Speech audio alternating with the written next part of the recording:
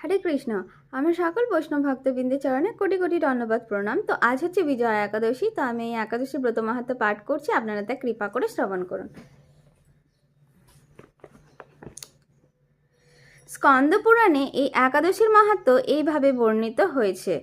মহারাজ যুধিষ্ঠির শ্রীকৃষ্ণকে বললেন, হে বাসুদেব, ফাল্গুন মাসের কৃষ্ণপক্ষের একাদশীর মাহাত্ম্য অনুগ্রহ করে আমাকে বলুন। শ্রীকৃষ্ণ বললেন, হে যুধিষ্ঠির, এই একাদশী বিজয়া নামে পরিচিত। এই একাদশী সম্পর্কে এক সময়ে দেবর্ষি নারদ স্বয়ংভূ ব্রহ্মাকে জিজ্ঞাসা করেছিলেন।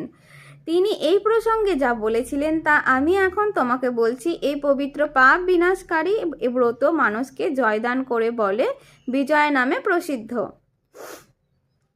পুরাকালে শ্রী রামচন্দ্র 14 বছরের জন্য বনে গিয়েছিলেন। সীতা ও লক্ষ্মণের সঙ্গে তিনি পঞ্চবটী বনে বাস করতেন।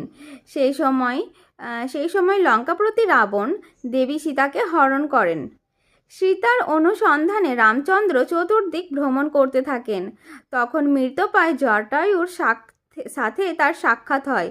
জটায়ু রাবণের সীতাহরণের সমস্ত বৃত্তান্ত রামচন্দ্রকে জানিয়ে মৃত্যুবরণ করে। এরপর সীতা উদ্ধারের জন্য বানররাজ সুগ্রীবের সাথে তিনি বন্ধুত্ব স্থাপন করেন। ভগবান রামচন্দ্রের কৃপায় হনুমান লঙ্কায় গমন করেন। সেখানে অশোক বনে সীতা দেবীকে দর্শন করে শ্রী রামচন্দ্র প্রদত্ত আংটি তাকে অর্পণ করলেন। ফিরে এসে শ্রী রামচন্দ্রের কাছে লঙ্কায় সমস্ত ঘটনার কথা ব্যক্ত করেন। হনুমানের কথা শুনে রামচন্দ্র সুগ্রীবের পরামর্শে সমুদ্র তীরে যান। সেই দুস্তর সমুদ্র দেখে তিনি লক্ষ্মণকে বললেন, হে লক্ষ্মণ, কিভাবে এই অগাধ সমুদ্র পার হওয়া যায়, তার কোন উপায় খুঁজে পাচ্ছি না। উত্তরে লক্ষ্মণ বললেন, হে পুরুষোত্তম, সর্বজ্ঞাতা আদিদেব, আপনাকে আমি কি উপদেশ দেব? তবে বাগদল্লভ নামে এক মুনি ওই দ্বীপে বাস করেন। ওখান থেকে 4 মাইল দূরে তার আশ্রম। হে রাঘব, আপনি সেই প্রাচীন ঋষিশ্রেষ্ঠকে এর উপায় জিজ্ঞাসা করুন। লক্ষ্মণের মনোরম কথা শুনে তারা সেই মহামুনির আশ্রমে উপনীত হলেন। ভগবান রামচন্দ্র ভক্তরাজ সেই মুনিকে প্রণাম করলেন। মুনিবর রামচন্দ্রকে পুরাণ পুরুষ বলে জানতে পারলেন। আনন্দ ভরে জিজ্ঞাসা করলেন, হে রামচন্দ্র, কি কারণে আপনি আমার কাছে এসেছেন তা কৃপা করে বলুন। শ্রী রামচন্দ্র বলেন, হে মুনিবর, আপনার কৃপায় সৈন্যসহ আমি এই সমুদ্র তীরে উপস্থিত হয়েছি। রাক্ষস রাজের লঙ্কা বিজয় করাই আমার প্রধান উদ্দেশ্য। যাতে ওই ভয়ঙ্কর সমুদ্র উত্তীর্ণ হতে পারি তার উপায় জানবার জন্য আমরা আপনার কৃপা প্রার্থনা করি। মুনিবর প্রসন্ন চিত্রে পদ্মলোচন ভগবান শ্রী রামচন্দ্রকে বলেন, হে রাম, আপনার অভীষ্ট সিদ্ধির জন্য যে শ্রেষ্ঠ ব্রত করণীয় আমি তা বলছি। ফাল্গুন মাসের কৃষ্ণপক্ষের বিজয়া নামক একাদশী ব্রত পালনে আপনি নিশ্চয়ই সৈন্যসহ সমুদ্র পার হতে পারবেন। এই ব্রতের বিধি শ্রবণ করুন। বিজয় লাভের জন্য দশমীর দিন সোনা, রূপো, তামা অথবা মাটির ও একাদশীর দিন যথাবিধি প্রাতঃস্নান করে কলসের গলায় মালা চন্দন পরিয়ে উপযুক্ত স্থানে নারকেল ও গুবাক দিয়ে পূজা করলেন।